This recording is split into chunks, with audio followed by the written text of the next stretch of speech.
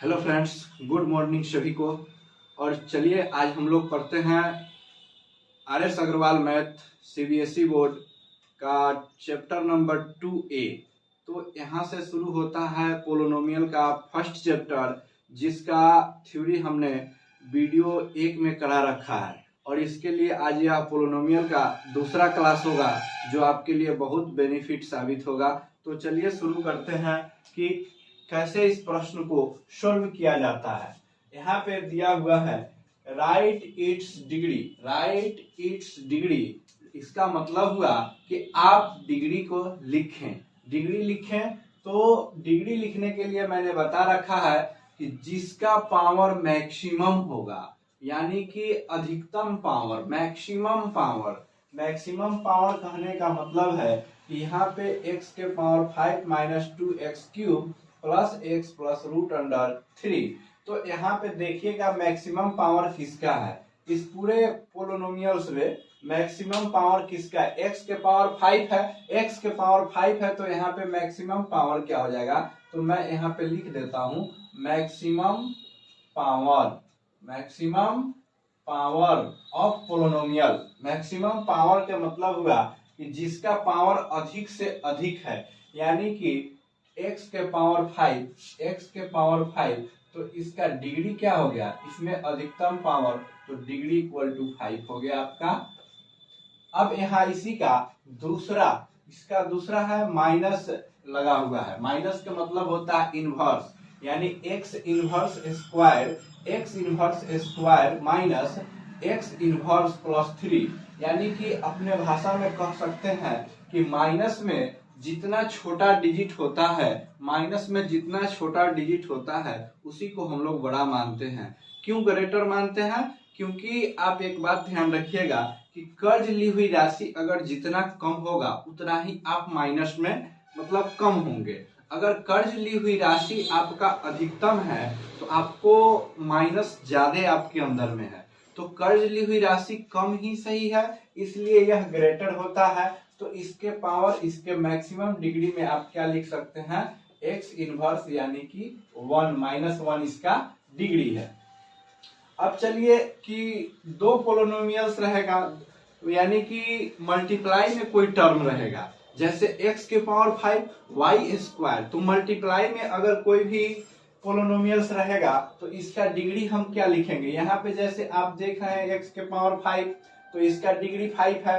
y square यानी इसका degree 2 है। अब यहाँ पे झंझट है कि x के पावर 5 इंटू वाई के पावर 3, यानी कि क्यूब है। तो इसका डिग्री आप कैसे लिखेंगे? x के पावर 5 y के पावर 3। तो इसका डिग्री लिखने के लिए दोनों पावर को आपस में ऐड कर देते हैं। दोनों पावर को आपस में ऐड कर देते हैं। 5 प्लस 3 इक्वल टू क्या हो जाएगा? 8 हो जाएगा।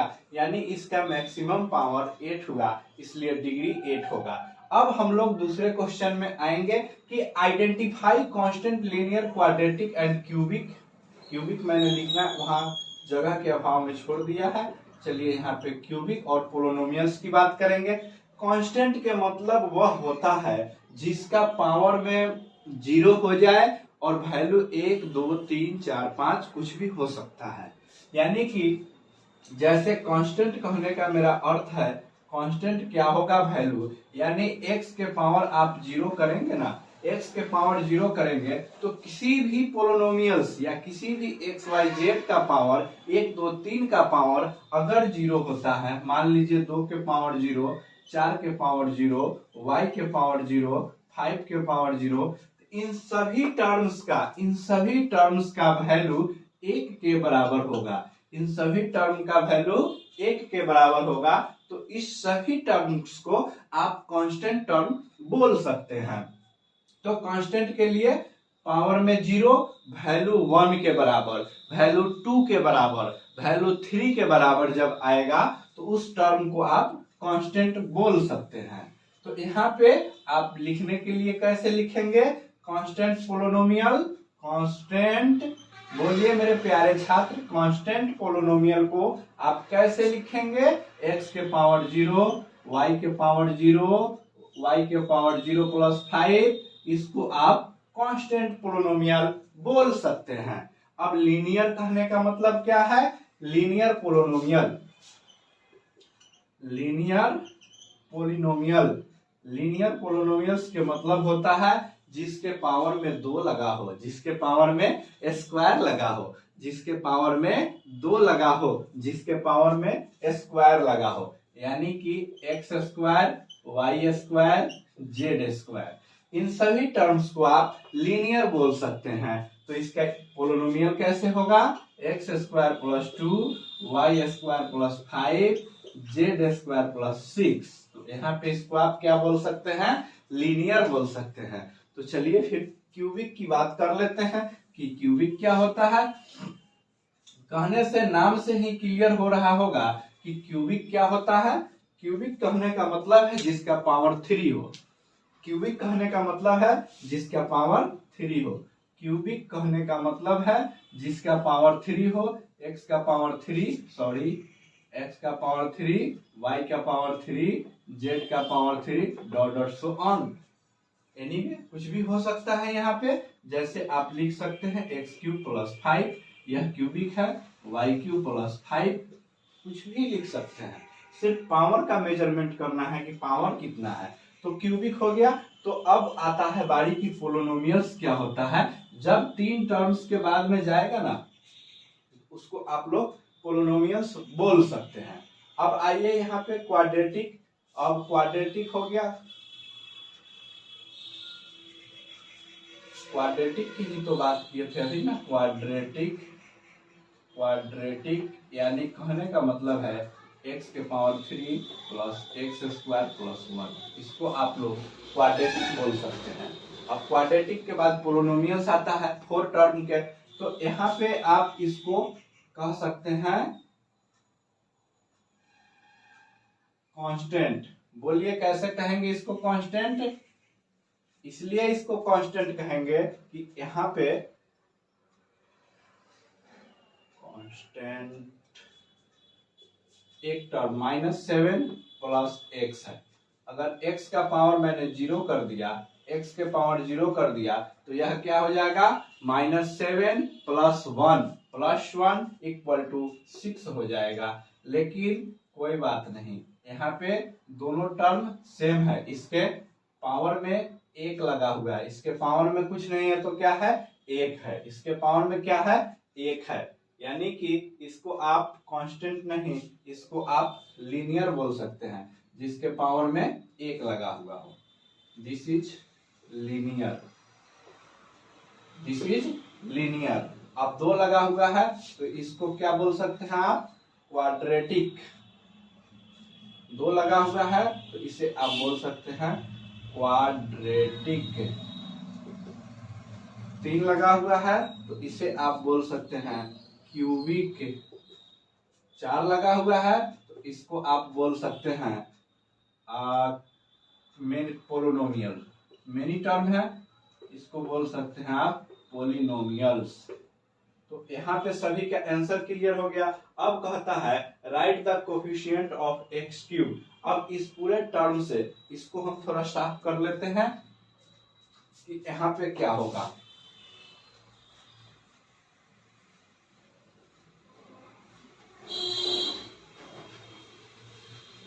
अब कह रहा है कि right the coefficient of x cube. जैसे कि यहाँ पे एक पोलिनोमियल दिया हुआ है x plus 3x square minus 5x cube plus x के पावर 4। अब इसके बारे में आपसे कहा है right the coefficient of x cube. Right the coefficient of x cube. X cube का मतलब हुआ कि कोफिशिएंट का मतलब क्या होता है। सबसे पहले कोफिशिएंट का मतलब क्या होता है? इसके साथ जिसका गुना है, मल्टीप्लाई है, इसको हम लोग कोफिशिएंट बोलते हैं। यानी कि 5 के कोफिशिएंट हो गया, एक्स क्यूब का कोफिशिएंट कहेगा तो 5 का कोफिशिएंट यहाँ पे एक्स क्यूब के साथ किसका गुना है वही आपका आंसर होगा। यानी कि x का कोफिशिएंट कहेगा तो यहाँ पे 1 हो जाएगा, x का कोफिशिएंट कहेगा तो यहाँ पे 1 हो जाएगा, 3x स्क्वायर का कोफिशिएंट कहेगा तो यहाँ पे 3 हो जाएगा 5x क्यूब, और x के पावर 4 का कोफिशिएंट कहेगा तो यहाँ पे 1 हो जाएगा। तो इस प्रकार आप कोफिशिएंट को भी फाइंड कर सकते हैं। तो चलिए एक कोफिशिएंट आप लोग निकालना सीख गए होंगे। अब इसके बाद में देखते हैं कि कोफिशिएंट के बाद कह रहा है determine the degree. Determine the degree यानी कि आप इस पोलिनोमियल को डिटरमाइन करके इसका डिग्री का पता लगाएं कि कितना इसका डिग्री है। डिटरमाइन का मतलब होता है कि इसको डिडक्ट करें उसके बाद पता लगेगा। यहाँ पे 4x है, उसके बाद -5x² प्लस 6x³ बटा यानी कि अपॉन 2x, यहाँ पे आ गया 2x। तो इसको अब डिग्री आपको फाइंड करना है, सबसे बड़ी बात यही है। तो इसको अलग अलग प्रकार से सबको डिवाइड करेंगे। जैसे यहाँ पे लिखा हुआ है 4x/2x हम लिख देंगे, -5x² 2x लिख देंगे, प्लस 6x³ 2x लिख देंगे। अब x को डिटरमाइन करेंगे, x से x कैंसिल हो जाएगा, x² से ये x कट जाएगा, यहाँ से यह 2 बार में कट जाएगा। ठीक है, तो आपके पास बच क्या गया 4 - 5x प्लस 6x² बच गया। तो अब इसका डिटरमाइन आपको करना है डिग्री को। तो डिग्री बताइए क्या होगा, इसमें डिग्री क्या होगा। तो इसमें मैक्सिमम पावर x के पास 2 का है, इसलिए यही आपका उत्तर होगा। तो आपने समझ गया होगा कि किस प्रकार इसको डिटरमाइन करना है, कैसे इसको सोल्व करना है। तो इसी प्रकार सोल्व करके इसका डिग्री आप बता सकते हैं। इस पे एक और क्वेश्चन है जिसको हम अभी बताएंगे आपको। घबराइएगा नहीं, बने रहिएगा, एकदम पढ़ाई को एंजॉय करके पढ़िएगा। जैसे यहाँ पे 2 नंबर है 3x - 2 × 2x³ प्लस 3x² आइए इसको सोल्व करते हैं। जैसे इस 3x से पहले इस टर्म में मल्टीप्लाई करेंगे तो यहाँ पे क्या होगा 3 × 2 = 6 और x³ के x के पावर 4 हो जाएगा, क्योंकि बेस सेम होने पे पावर ऐड होता है। यह सभी आदमी जानते हैं कि बेस सेम होने पे पावर ऐड होता है, इसलिए इतना हो गया। अब इसी 3x से इसमें गुना करेंगे तो प्लस यहाँ 3x है तो 9x ये हो गया और x के पावर ऐड होगा तो यह क्यूब हो जाएगा। अब आइए इस -2 से इसमें गुना करते हैं यानी मल्टीप्लाई, तो -2 से इसमें -4x³ हो जाएगा और प्लस यहाँ पे आइए माइनस में इसमें गुना करेंगे तो -6x² हो जाएगा। यानी कि इस टर्म को समझने के लिए x³ वाले को एक साथ और जो बाकी अदर टर्म है उसको एक साथ। तो यहाँ पे 6x के पावर 4, अब यहाँ पे 9x³ है, ये 4x³ है, तो यहाँ पे आ जाएगा 5x³ - 6x²। तो इस टर्म में आपको डिग्री बतानी है कि डिग्री क्या है। तो मैक्सिमम पावर ऑफ x यानी कि मैक्सिमम पावर जिसका होगा, जिस x का मैक्सिमम पावर होगा वही आपका डिग्री होगा, यानी कि यह डिग्री 4 हो गया। चलिए उसके बाद देखते हैं अगला, उधर give an example of monomial of degree 5। Monomial कहने का तात्पर्य किस चीज से है। मोनोमियल तभी कह सकते हैं आप जब उसका टर्म की संख्या सिंगल हो, यानी कि मोनोमियल कहने का मतलब है कि सिर्फ और सिर्फ टर्म्स की संख्या यहाँ पे देखी जाती है, न कि पावर की संख्याएं देखी जाती है। टर्म मोनोमियल कहने का मतलब है, बाइनोमियल कहने का मतलब है, इन सभी चीजों में टर्म काउंट होता है। तो मोनोमियल कहने का मतलब है ओनली वन टर्म्स। मोनोमियल कहने का मतलब है ओनली वन टर्म्स। मोनोमियल कहने का मतलब है ओनली वन टर्म्स, यानी कि 2x के पावर 4 लगा दीजिए या सिर्फ 2x लिख दीजिए या आप 5y लिख दीजिए या y³ लिख दीजिए या y के पावर 4 लिख दीजिए। मोनोमियल कहने का मतलब है only one term, only one term, only one term. एक ही टर्म का जो पोलिनोमियल होगा, एक ही टर्म का जो पोलिनोमियल होगा उसको आप मोनोमियल बोल सकते हैं। अगला टर्म में आइए कि दूसरा टर्म क्या होगा। बाइनोमियल कहने का मतलब है, बाइनोमियल कहने का मतलब है two term of polynomial. Binomial किसको कहेंगे, दो टर्म के पोलिनोमियल को हम लोग बाइनोमियल बोलते हैं, यानी कि two terms of polynomial is called binomial polynomial. क्या कहेंगे, two terms of polynomial is called binomial polynomial. आइए बाइनोमियल के बारे में जानते हैं। बाइनोमियल पोलिनोमियल्स क्या होता है? तो इसमें ओनली टू टर्म्स होते हैं, तभी यह बाइनोमियल कहलाएगा। ओनली टू टर्म्स, यहाँ पे लिखेंगे आप प्यारे बच्चों, only two term, only two terms, only two terms.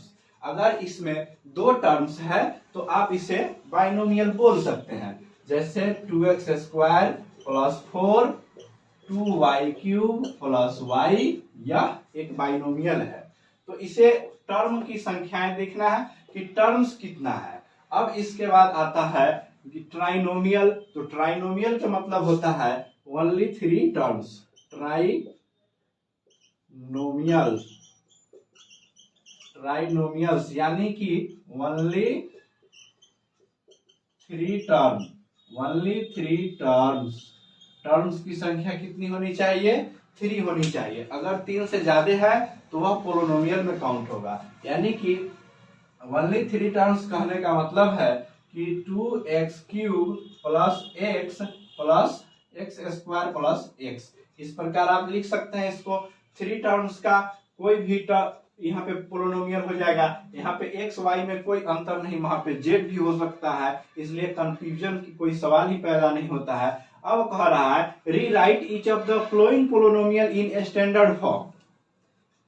Standard form कहने का मतलब है कि इसको गलत सलत लिखा हुआ है, इधर का उधर लिखा हुआ है, आप इसको सही तरीका से अरेंज करके लिखें। इसी विधि को यहाँ पे बताया गया है कि आप इसे सही तरीका से लिखें, जो पोलिनोमियल लिखने का सही तरीका माना जाता है।